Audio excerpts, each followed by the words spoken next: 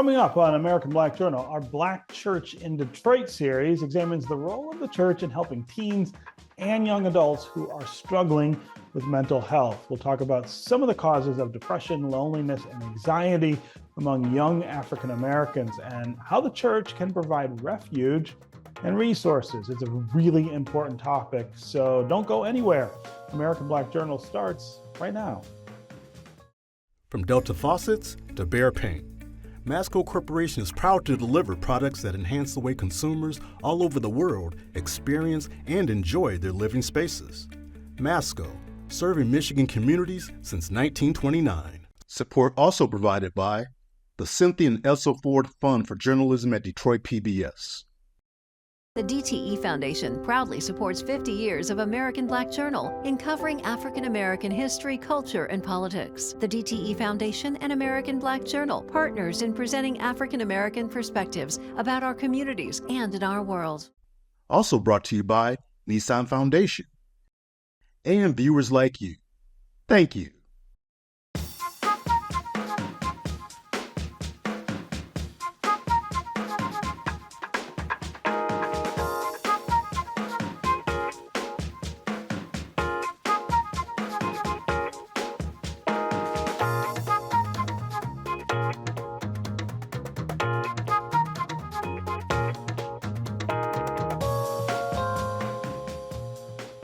Welcome to American Black Journal. I'm Stephen Henderson. Today, we're continuing our series on the Black Church in Detroit, which is produced in partnership with the Ecumenical Theological Seminary and the Charles H. Wright Museum of African American History. As we wrap up Mental Health Awareness Month, we're taking a look at the church's role in helping young African Americans who struggle with their mental health. Historically, the church has been a place of refuge for the Black community during really difficult times. So how can it lead the way on improving young people's mental health? Here's my conversation with Minister Mikiah Keener from Triumph Church and seminarian student Ashley Lewis. So this is a really important conversation to have this month, Mental Health Awareness Month. I'm the father of two children who just got out of teenage years and now are going to be in their early 20s. So I remember all of these questions and all of these challenges that kids these days face. And the thing that I have struggled the most with is how different they are from the things that I can remember struggling with when I was a teenager, I don't know, some 40 years ago. I don't want to talk about how long ago that was, but it's just different now. And there are all kinds of things that we didn't have to think about then that we do have to think about now. So I guess that's where I want to start. Ashley, we'll start with you. Tell us about what you hear from young people here now, what you see with them, and how different it all is. So I like to start off by saying that teen suicide has been identified as a national crisis. And so much so that even the Biden-Harris administration is really doing a lot to really counter this. For me personally, it hits home because my son, who's 13 years old, and he's a young Black male who goes to a predominantly European school. Mm-hmm. I don't subscribe to Black, white, but European school. And what I've noticed is the impact of AI. So if you look at the history of the Black church, when you talk about anti-Black or racism manifesting, there were signs, there was this overt manifestation of it. While some of it is still overt, a lot of it is covert. So my own son, I didn't even know he was dealing with depression. Thank God they had those forms with the doctors when they do their annual physicals, because I had no idea. But part of it was because of bullying. And he talked about how in social media, those algorithms he was noticing with his within his friend group. And so then there was all of these different racial, and not just towards African Americans, but towards other racial ethnic groups as well. And so as a result, the bullying began to increase, not only through the perception of anti-Blackness within social media, but also in terms of manifesting within his friend group.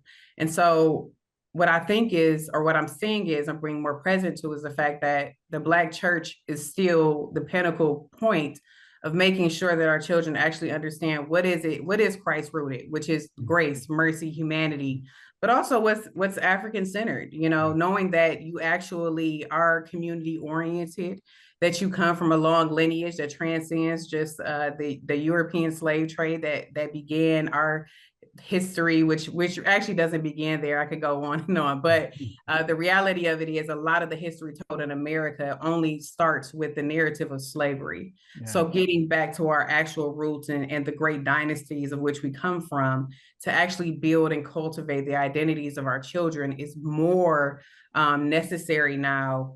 And I don't want to go too far because I'm sure you have other questions, but I thought a great deal about my 13-year-old, my 5-year-old, and my 6-year-old. Yeah. One is in Tots Assembly, one is in Children's Church, and one is in Teen Church. And in each one of those spaces, they're being taught to speak up for themselves, to advocate that they're not bad, right? That they're inquisitive, really transforming really the perception of especially Black males. Yeah. Especially in the school systems as well, is really important. I think it's something that is a good space for churches to really build that identity for our young men and young women. Yeah. Yeah. Mikiah, tell us what you see at Triumph and what kind of things you hear and notice with young people. Absolutely. I think that's a phenomenal question. So one of the things I see, and to be honest, not only at Triumph, but just within my community, being a 26-year-old that does a lot of activity in the Metro Detroit area, a lot of our young people are eager for God. They're eager for Christ. They're eager to be a part of a church. They're eager to be a part of that community. They just don't know where to start. Yeah. And I think that is the role of the church, especially in this season, is to hold their hand and give them a GPS. I think that's what the church should be. It's a GPS to kind of just help young people navigate and walk through life. A lot of them have questions about mental health. A lot of people raise up questions about depression. Is God mad at me because I'm depressed, because my mental health is declining? And so I think that the church should serve in a role of holding their hand and walking with so many young people and just guiding them to what that looks like to integrate faith and mental health. Yeah. So Mikiah, I want to talk a little about the hesitancy in our community to acknowledge that mental health is a real concern and a concern not just worthy of voicing, but worthy of seeking help for. There's a lot of stigma that attaches to it, and that gets magnified, I think, sometimes in our community. How do churches help young people kind of confront that part of it by just saying, look, it's okay, however you feel, you need to talk about it?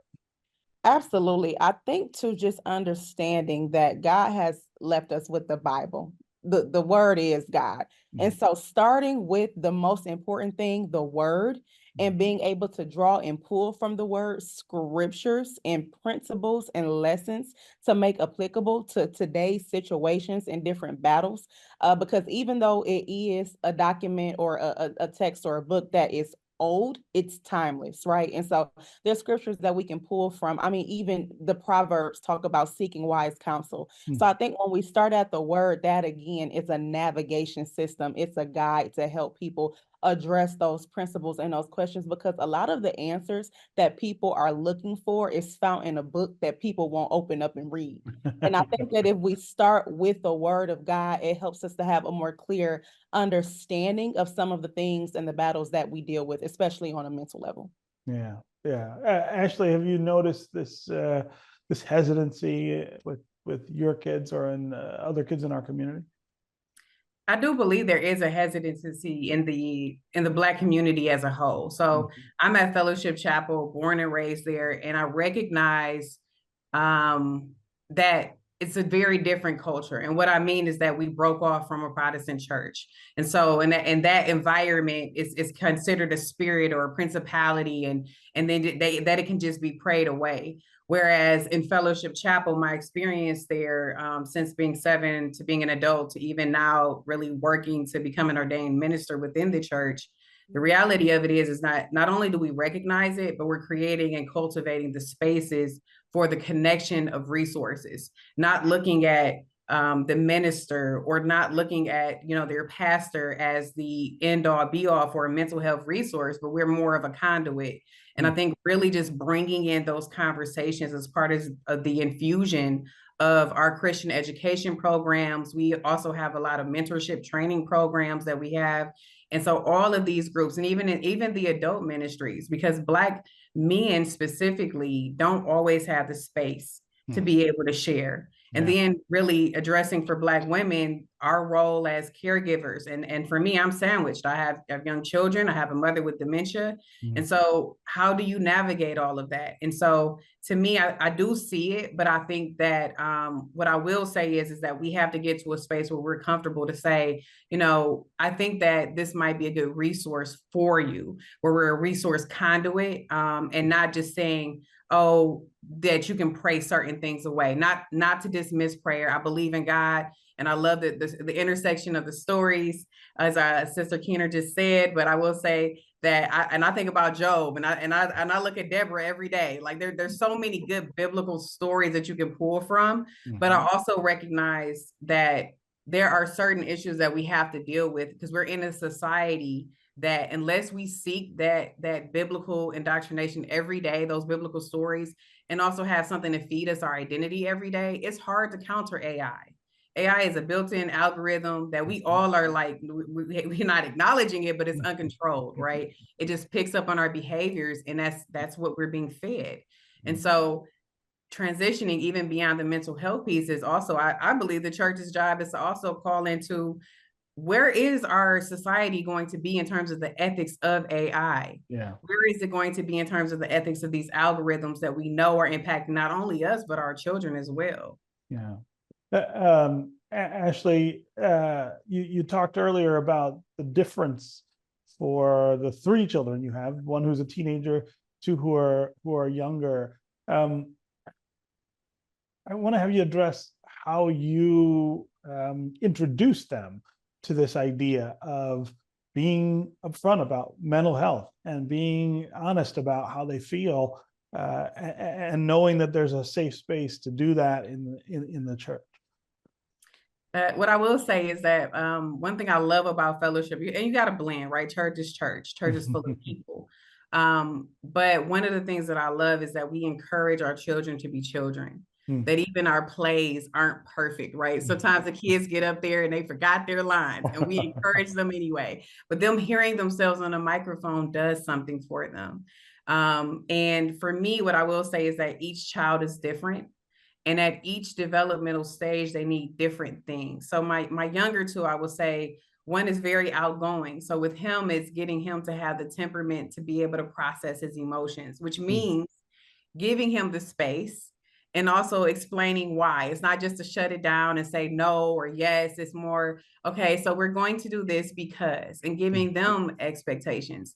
My middle one is a lot of working on his really identity work, building his confidence, making sure that he understands who he is and that he has the ability to take up space, because that's the middle kid. And I would say with my oldest, because he's a teenager, is really, really working hard on the identity work. I'm really cultivating who he is, because I just found out recently I'm Black and Italian. I was adopted by a Black family, but I just found out that I was Black and Italian. And so that made me present to the fact that we can't be either or I can't hate one side of me. I have to actually embrace both and say, this is humanity. We all come from the Eve gene. And so teaching him that too, in a space where his peers may look at him differently because he's a Black male, teaching him to love them still. And also teaching him that he is still, everything that God has created him to be, that he's powerful, that he can create, and that he's intelligent, like really pushing forth to him, not only scriptural examples, but our examples in our history. I feel like sometimes we forget, like we are a powerful people who have overcome so much, and yet we're still joyful, we're still kind, we're still great, giving people. So really embracing those stories so that he can learn from those as well. Yeah. Mikiah, tell us how that looks at Triumph and with the children you interact with.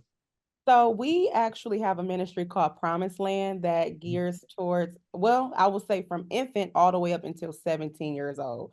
And one of the things that I love about just being a part of Triumph and serving under the leadership of Pastor Ken Locke is the time and attention and the effort that he puts towards children. down to the very music that we select, the very program, the very lesson plan. Everything is so critical, and it's all for the makeup of making sure that the children are being taken care of and that they're in good hands while they are in our care. And so I really just love how children oriented the ministry is and where we're headed, just trying to make spaces and opportunities for these kids to thrive, to know that they are safe, to know that they are in good care. I mean, I've been just blessed to be able to serve high schoolers in this season. And so I've been able to teach 14 to 17-year-olds every Tuesday, Wednesday, and Thursday, and just being able to be consistent and walk with them and talk about God and talk about the Bible and answer questions that they have and build relationships with them and see them open up more and more each week because they learn how to trust us as ministers and as their promised land teachers. It's beautiful to see their growth and their love for God, even as young people. And that's only possible because of where they are and the environment that we provide for them to thrive in and to open up in. Yeah, yeah. So I want to spend the rest of the time talking about the more serious instances we see of mental health challenges with our teenagers. Ashley, you started off talking about the suicide rate, which is very distressing, of course. And how the church gets called to intervene at that level when there really is a crisis, and you've got to do something to get a teenager back on track. Mikiah, I'll start with you this time. Yes, absolutely. So, and forgive me because I don't know exact numbers. I don't know data. But I do know real people and real situations where I've actually had to intervene in because people were so close to just ending it all and throwing in a towel and being able to just be a servant in the moment, even if that meant just being a shoulder to cry on, even if that meant just sitting on the phone, even if that meant just praying for somebody. I think it's so important for us as servants because that's what we are. I mean, a lot of us throw titles around, bishop, apostle. At the end of the day, we are servants and disciples of Christ. And that is our job. That is what we are expected to do by God, is to step in and go and sit in those dark spaces with people and be able to help to pull them out of those dark spaces, whatever it is that led them there, whether it's a failed relationship or just different mental health challenges, poverty, whatever the root cause is, just being able to sit with them in those spaces and kind of just figure out where they are. Sometimes people just want to know how much someone really does care about them. And when we are able to take time out of what we're doing to just be attentive, we don't even understand how much that could really have an impact on saving, even if it's just one life, it matters, saving a life. And I see suicide just in conversations, especially with so many young people. And that is heartbreaking and scary to see that people who haven't even fully lived life yet are ready to end it. And so we definitely have that question to address. What do we do? What does the church do to help these young people? What are the tools and the resources that they need? Where is the limited access? What are they missing? What are those key missing components that are causing them to feel like this? Yeah. Ashley? So what I'll say is, because I love hearing about what Triumph is doing, and I love just hearing what Black Church is doing. And I want to encourage anybody watching this, you could drop your children off with us. We are going to literally take care of them, right? them and groom them. Yes, because I even thought about the Girl Scouts. We have all these mentorship programs. We got piano players. We got all these money matters programs. But what I want to say is that what we don't recognize with mental health is that it's not just an issue that can be solved solely by the church, which that's why I'm grateful to be under the leadership of Pastor Reverend Dr. Wanda Anthony, because he constantly reminds us that our call is not just to say, be a holy hope dealer or to say, God bless you, but to also do the political action that is required to cultivate the society so that our youth can thrive. And so I'm constantly thinking about what are the structural changes that we need within legislation and guidelines. And you look at Detroit Public Schools, what kind of intersects can we have there to where we're actually helping our children address mental health issues? As I was really preparing for this conversation, I saw too that there's a decrease in the number of mental health professionals in schools, which is not only a huge concern, but also because they're supplementing with AI. And what ends up happening is in our communities, when they actually have a mental health crisis, they call the police, which we know can lead to a prison to school pipeline. Unfortunately for our children, and specifically for our Black boys, we see them being targeted even more. And so one of the things that I thought about with the church is it is cultivating their identity. It is giving them access and exposure.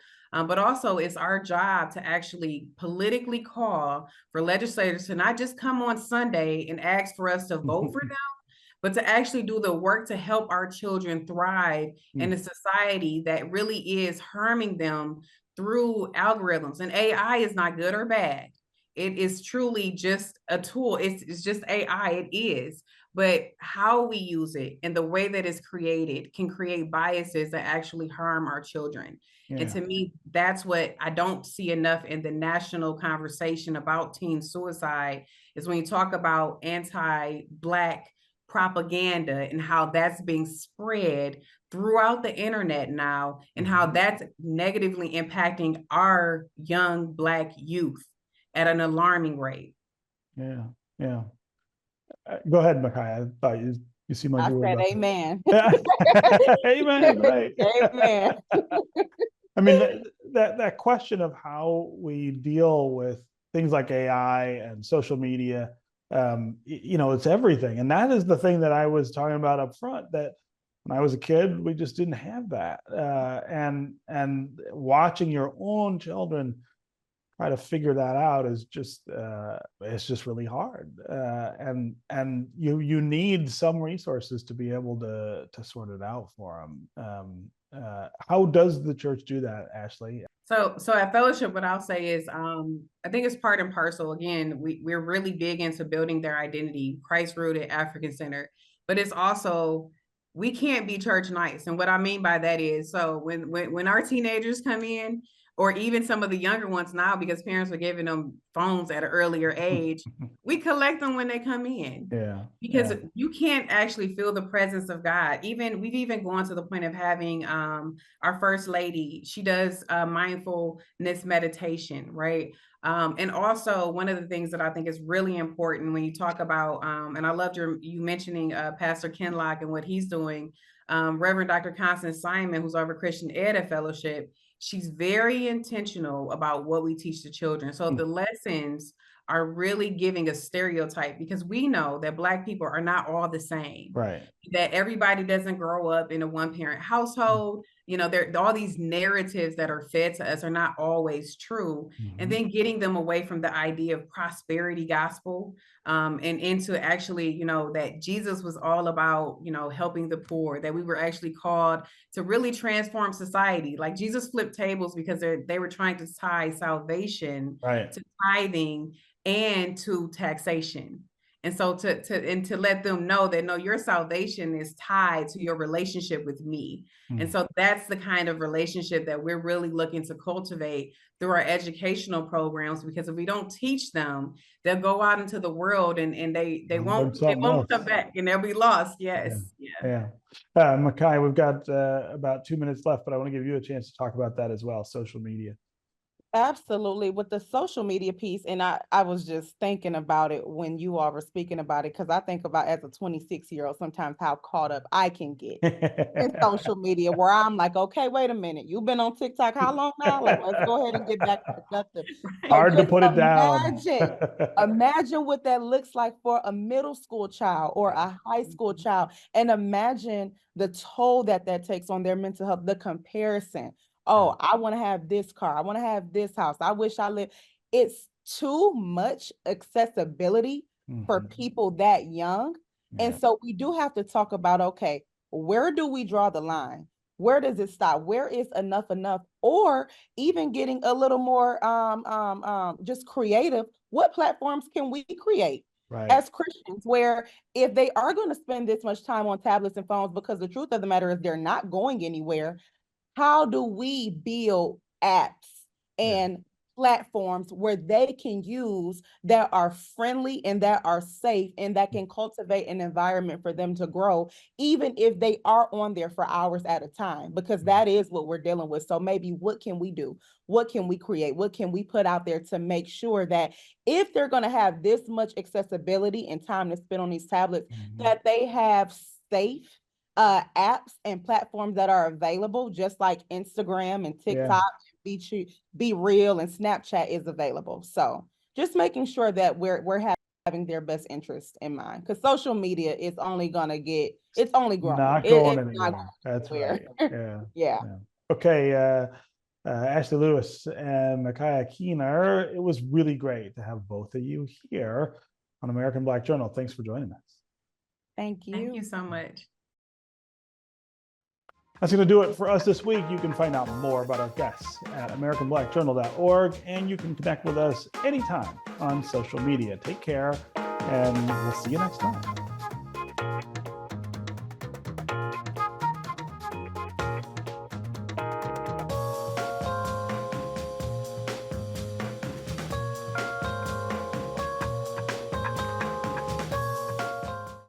From Delta faucets to Behr paint, Masco Corporation is proud to deliver products that enhance the way consumers all over the world experience and enjoy their living spaces. Masco, serving Michigan communities since 1929. Support also provided by the Cynthia and Elsa Ford Fund for Journalism at Detroit PBS. The DTE Foundation proudly supports 50 years of American Black Journal in covering African American history, culture, and politics. The DTE Foundation and American Black Journal partners in presenting African American perspectives about our communities and in our world. Also brought to you by Nissan Foundation. And viewers like you. Thank you.